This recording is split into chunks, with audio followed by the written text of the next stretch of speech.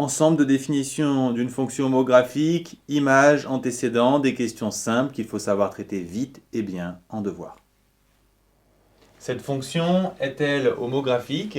Oui, puisqu'on a affaire à un quotient de deux fonctions affines et que celui du bas contient du x. Alors, la première chose à faire quand on a une fonction homographique, c'est de chercher sa valeur interdite, c'est-à-dire pour quelle valeur le dénominateur s'annule.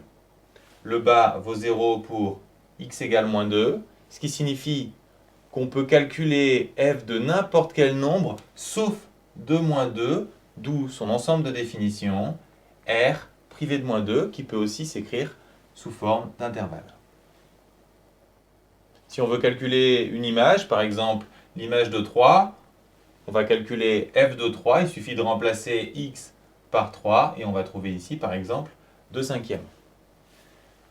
Même chose pour moins 1, on remplace, on trouve moins 2. Par contre, on l'a vu, si on essaie de calculer f de moins 2, on ferait une division par 0, c'est impossible. C'est pour ça que moins 2 est valeur interdite. Si vous voulez trouver un antécédent, par exemple l'antécédent de 5, vous cherchez quelle valeur de x donne 5, autrement dit, vous voulez résoudre l'équation f de x égale 5. Vous remplacez f de x par son expression, et donc vous êtes face à une équation avec un quotient. La technique la plus simple consiste à multiplier par x plus 2 des deux côtés, en précisant bien que x est différent de moins 2. Ensuite, vous résolvez comme d'habitude, vous développez d'abord, puis vous passez les x d'un côté, vous allez trouver moins 11 quarts, qui est bien différent de la valeur interdite. C'est donc bien la solution. Autrement dit, l'antécédent de 5, c'est moins 11 quarts. Antécédent de moins 1 maintenant.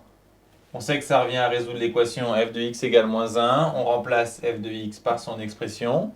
On multiplie à gauche et à droite par le dénominateur en précisant bien la valeur interdite. Ensuite, on développe, on va mettre tous les x à gauche. On obtient une solution. On vérifie que ce n'est pas la valeur interdite. C'est le cas. Et donc, l'antécédent de moins 1, c'est moins 1 demi.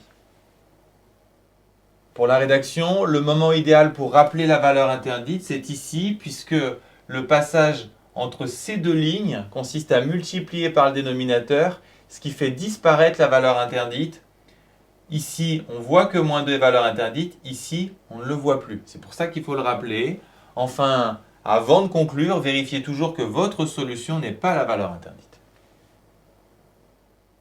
Antécédent de 1 pour finir, donc on va résoudre l'équation f de x égale 1, on remplace f par son expression, on multiplie des deux côtés par x plus 2 en rappelant bien sûr que x doit être différent de moins 2, la valeur interdite. On simplifie et on trouve moins 1 égale 2. Qu'est-ce que ça signifie? Tout simplement que c'est impossible et donc 1 n'a pas d'antécédent.